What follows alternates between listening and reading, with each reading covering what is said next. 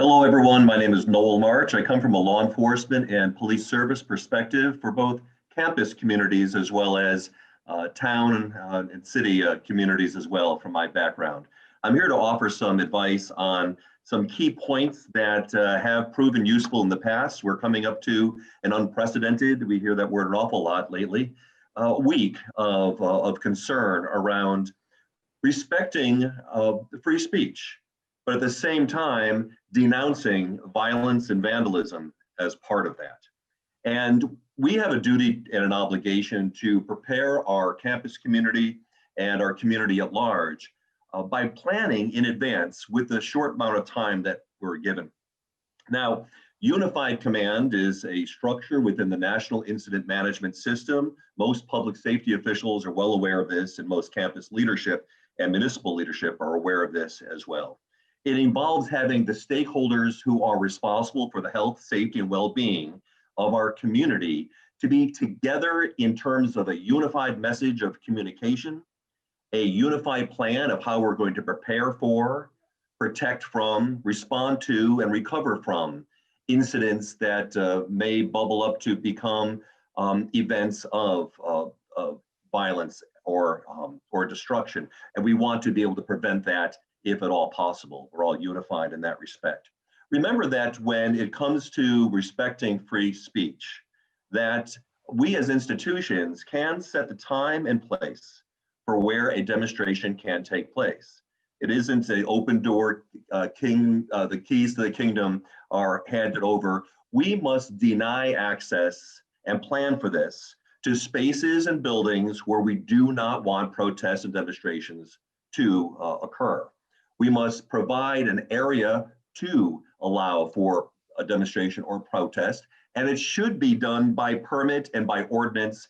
And for our campuses, with a town gown cooperation and plan to work together to prepare and prevent and respond as appropriate. We always recommend video recording, documenting all that happens and documenting all the planning that went into our due diligence and our risk management decision making. And also, we have to remember that today with technology, what it is, we have a great ally and an asset in constant, clear communication. We are going to have faculty, staff, visitors, alum, students, and parents all concerned and all watching for real-time updates. And this is where clear, concise communication prevents rumors and reassures those who might have concerns. Communication, preparation, collaboration, town gown partnering, and trust will go an awful long way to help prepare for whatever may come. Remember, our colleges and universities have historically been the venue for political and philosophical conflict.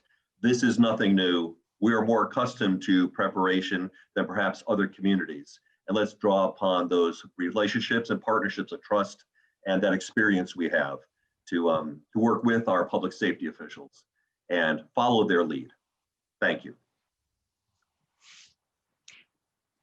Hello, I'm Nancy Rogers. I'm a former dean and vice provost, so I'll speak from that background and give just a few ideas that seem promising, building on Noel's.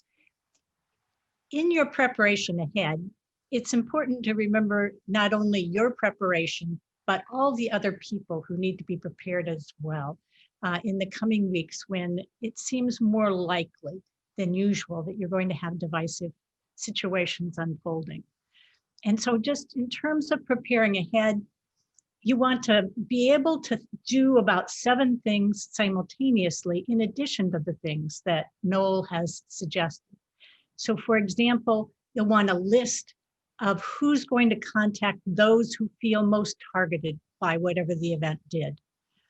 You're going to want a list of counseling that you know will be available quickly and that who is going to provide or offer that counseling. You'll want to prepare who's going to be in the room for decisions. You'll want to have draft public statements, not only for your purposes, but preparing ahead, you can go over those draft statements with those who you'd like to join you in making public statements after an event like that. perhaps some student groups, perhaps alumni, perhaps other affinity groups in the community.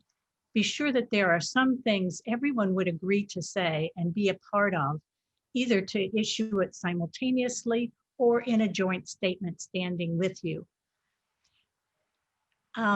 Think about what the students what you can prepare ahead to put in place quickly for students. Are there webinars people will agree to perform with a short notice, and so that you immediately can channel student interest, confusion into something that they can do?